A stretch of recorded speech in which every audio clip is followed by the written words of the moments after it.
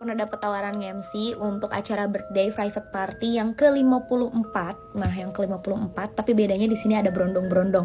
Oke, pikiran aku kalau ada berondong, ngerti kan? Dan awalnya aku pikirin itu cuman kayak acara private birthday party doang. Terus tiba-tiba dia nyaranin aku untuk berdua MC-nya. Nah, kata dia MC kalau mau berdua nggak apa-apa, fee sekian. Terus aku bilang dong MC cowok ya, karena biasa aku sama cowok gitu partnerannya, tandemannya. Terus kata dia bisa kalau takut. Ada kata-kata kalau takut. Emang aku mau ngapain? Kan aku mau MC, ngapain harus takut? Kok kayak udah mulai agak janggal ya. Pertama aku harus sama partner cewek dan dia bilang kalau misalkan takut. Terus tiba-tiba dia mau naikin harganya Sabtu sendiri jadi 10 juta 1 jam. Tergiur gak sih? Ya tergiur lah gue. Zaman sekarang MC cuma 1 jam dibayar 10 juta. Siapa yang gak mau? Si klien aku mulai jelasin rangkaian acaranya. Nanti si berondongnya merangkak terus digantung gitu. Hah? Kayak ini acara apa sih? Dan akhirnya si orang ini ngejelasin bahwa acaranya itu setelah birthday party mereka akan ada yang namanya eksekusi. Eksekusi di bayangan aku pada saat itu adalah iya begitu, iya kan? Ternyata di sini dia bilang bahwa si berondong ini setuju untuk jadi tumbal. Dan dia sempat bilang juga tenang aja jangan takut. Terus aku kayak nanya lagi, "Kak, kalau yang jadi tumbal itu diapain? Aku masih belum paham." Jadi tumbal dong. Tumbal apa nih? Karena gue kepo, di situ gue nanya, ini buat pesugihan. Terus dia jawab, bener seperti pesugihan. Terus gue nanya lagi, kalau boleh tahu pesugihan untuk apa kak? Awet muda, kecantikan, kekayaan, karir, dan lain-lain. Oh my god, gue langsung shock. Oke, kita lanjut lagi di part 3. Kali ini aku udah gak pakai screenshot chat biar lebih aman ya. Nah, dan abis itu aku ulik terus kan kayak gimana nih susunan acaranya. Setelah itu si kakaknya bilang bahwa acaranya seperti biasa, birthday party dulu. Setelah itu mereka baru ngadain yang namanya ritual. Jadi ritualnya dilakukan setelah acara birthday partinya selesai, which is MC, DJ, dancer, dan talent-talent lain gak ikutan dong. Nah, setelah itu baru mereka ngadain yang namanya ritual, dimana si tumbalnya ini dieksekusi. Yang aku bilang eksekusi, dan dia sempat bilang bahwa eksekusi ini ada 2 cara, yang manual dan juga menggunakan mesin. Itu kan manusia, terus mau diapain pakai mesin?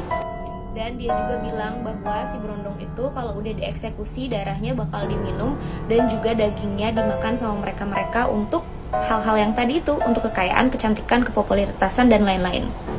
Dan sebelumnya aku sempat disuruh nonton film Rumah Dara terlebih dahulu. Terus dia sempat jelasin bahwa kalau di Rumah Dara itu secara pemaksaan, tapi kalau ini tuh secara ikhlas.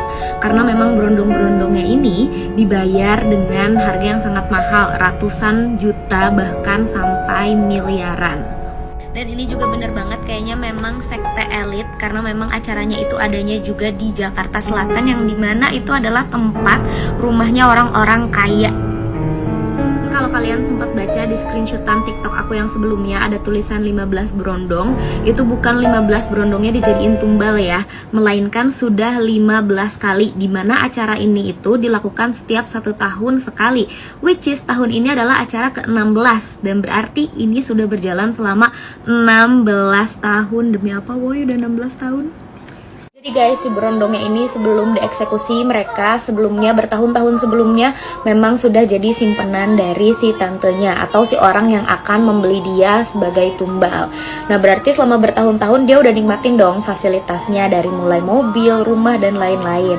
Nah sampai pada akhirnya kalau udah waktunya, si berondong ini baru dibeli lagi dengan harga yang mahal untuk dijadiin tumbal. Dan biasanya backgroundnya si berondong itu berbeda-beda. Ada yang uangnya dipakai untuk memang bayar hutang, orang tuanya kelilit hutang, atau misalkan orang tuanya di kampung sakit. Jadi beda-beda tiap berondong backgroundnya. Hai teman-teman semuanya, jadi di part ini aku bakal kasih tahu bahwa kejadian ini memang sesuai dengan apa yang aku alami. Jadi kalau misalkan teman-teman beranggapan bahwa ini aku ceritanya ngarang atau misalkan aku halu, nah ini memang aku menceritakan apa yang orang ini chat ke aku. Jadi dengan sangat terpaksa, kali ini aku harus memperlihatkan lagi beberapa screenshotan chat sebelumnya. Kenapa aku bisa tahu sampai sedetail itu rangkaian acaranya?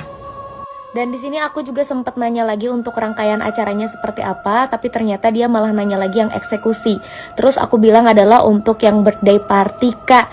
Jadi di sini aku menilai bahwa dia ini memang ingin menceritakan tentang detail dari ritual tersebut. Dan di sini juga dia sempat jelasin seperti apa background dari brondong yang akan dijadikan tumbal pada saat itu.